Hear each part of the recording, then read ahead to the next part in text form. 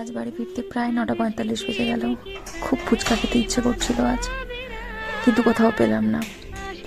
ফেরার পথে প্রায় 3 জায়গায় দেখলাম, কিন্তু কোথাও পেলাম না।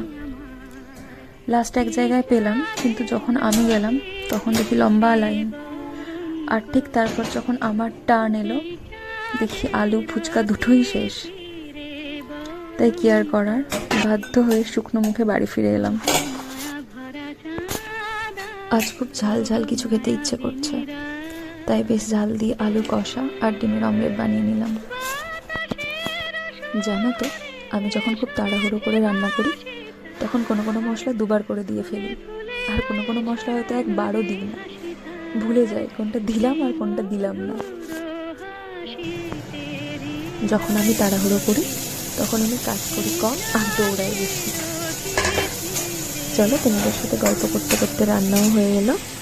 এবার আমি খাওয়া দাওয়া করিনি, কিন্তু তোমাদের সাথে আমার গল্প চলতে থাকবে আরও।